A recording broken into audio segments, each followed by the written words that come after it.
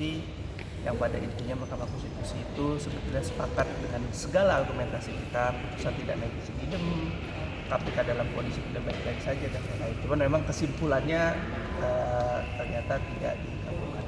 Untuk lebih jelasnya saya persilahkan kepada Pak Baswar dan Pak Novel untuk menjelaskan. Bang.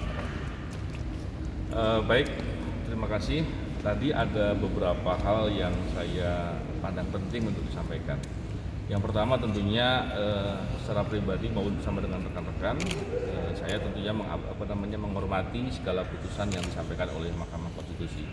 Ada beberapa catatan penting menurut saya. Yang pertama, Mahkamah Konstitusi mengatakan bahwa perubahan batas usia yang dilakukan beberapa kali atau yang dilakukan terhadap kaitan dengan KPK terutama dalam hal ini itu bisa atau berpotensi menjadi suatu motif tertentu untuk menghadang atau menghalangi orang-orang tertentu untuk bisa menjadi pimpinan KPK. Tentunya ini adalah menggambarkan kepedulian dan kejelian dari Mahkamah Konstitusi terkait dengan persoalan ini ya.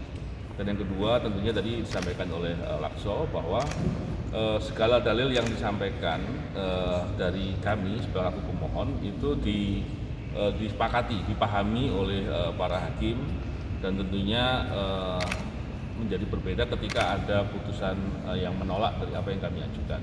Walaupun dalam putusan tersebut ada dissenting opinion yang disampaikan oleh Hakim Konstitusi Arsul Sani yang sepakat dengan apa yang kami ajukan, yang pada dasarnya memberikan makna bahwa batas usia pasal 29 Undang-Undang 19 2019 itu batas usianya 50 sepanjang memang adanya pengalaman sebagai pimpinan KPK atau punya pengalaman dengan batas waktu dengan sekitar 10 tahun ya gitu kurang lebih. Jadi saya juga mengapresiasi terkait dengan dissenting opinion yang disampaikan oleh Pak Arsul Sani dan tentunya barangkali beliau juga memahami sekali karena pengalaman beliau sebelumnya yang tentunya terkait dengan masalah hukum dan terkait dengan masalah di KPK barangkali. Saya kira itu yang bisa saya sampaikan. Cukup Pak, terkait soal provisi yang ditolak ya kan berarti Mas Novel itu nggak bisa ikut seleksi capim KPK, Mas? Ya, terkait dengan provisi yang disampaikan memang ditolak ya, karena ditolaknya pada dasarnya pokok persoalannya juga apa yang kami mohonkan memang ditolak. Jadi ditolaknya karena memang prosesnya diputus sekarang dan tentunya dengan ditolaknya maka provisi itu menjadi tidak relevan. Tapi pada dasarnya terkait dengan proses panitia seleksi yang sekarang berjalan. Kalau nggak salah tinggal 20 orang ya hari ini ya. Ini juga tentunya apa yang kami khawatirkan dengan kemudian kami mengajukan permohonan ini, khawatirnya kemudian benar-benar terjadi gitu. Kenapa? Karena ada beberapa tokoh-tokoh yang punya pengalaman, punya kompetensi baik, punya integritas baik, kemudian banyak yang gagal ya. Tapi terlebih dari itu tentunya ini menjadi kritik serius kepada panitia seleksi pimpinan KPK. Jangan sampai kemudian memilih orang bermasalah yang membuat KPK semakin hancur sehingga berikutnya orang menjadi tidak lagi mau untuk mendaftar atau memperjuangkan untuk di KPK karena KPK-nya semakin rusak. Itu yang kita khawatirkan.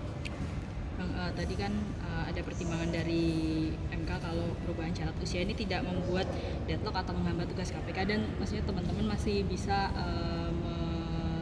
mendukung daftar dari yang lain ya. Okay. Abis ini apa yang akan dilakukan? Ya memang begini, tadi juga disampaikan oleh Mahkamah Konstitusi bahwa apabila syarat usia ini tetap seperti itu, toh juga masih bisa untuk melakukan kontribusi ke KPK melalui peran serta masyarakat. Tapi tentunya kita tahu bahwa periode pimpinan yang sekarang ini, Firly Bahuri dan kawan-kawan, itu justru menutup celah itu. Peran serta masyarakat yang seperti apa yang bisa berjalan di masa sekarang ini. Ini yang kemudian dikhawatirkan apabila pimpinan KPK yang sekarang dalam proses pemilihan ini terpilih yang bermasalah juga seandainya ya, tentunya kita nggak berharap itu terjadi ya, maka peran serta masyarakat menjadi sulit. Ini yang mestinya bisa dipahami ya, tapi saya tidak tahu tentunya secara norma emang benar yang disampaikan, tapi secara fakta banyak persoalan sebetulnya. Dan tentunya kita khawatir sebagaimana saya sampaikan tadi bahwa apabila KPK-nya semakin tidak baik dengan dipilihnya pimpinan KPK yang bermasalah begitu ya, atau ternyata tidak cukup punya kesungguhan untuk memperjuangkan KPK bisa sungguh-sungguh dalam memberantas korupsi, maka kita bisa lihat ke depan kira-kira akan seperti apa. Saya ingin membandingkan bagaimana KPK 5 tahun yang lalu dengan KPK hari ini. Dan kemudian kenapa itu terjadi? Karena pimpinan KPK-nya orang-orang bermasalah. Bahkan ada, kalau kita cek, paling tidak 3 dari 5 pimpinan KPK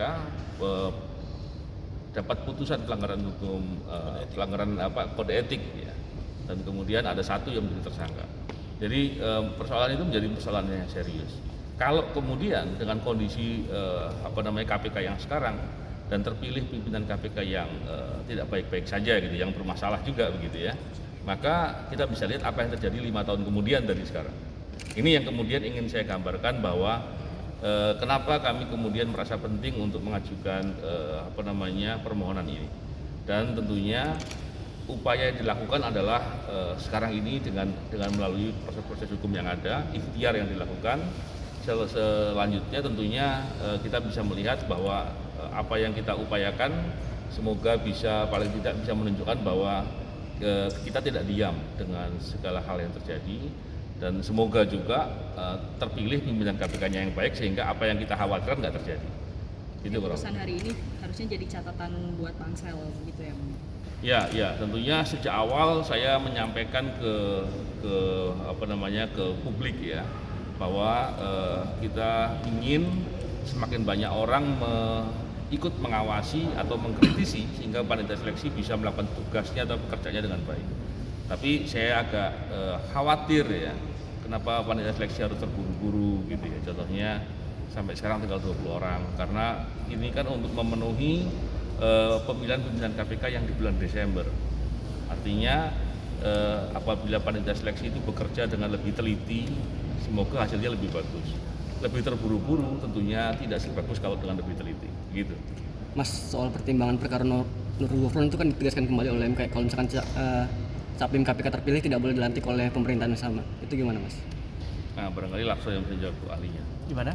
Soal pertimbangan perkara Nurul Gufron terkait Capim KPK terpilih itu tidak boleh dilantik oleh pemerintahan yang sama. Itu gimana?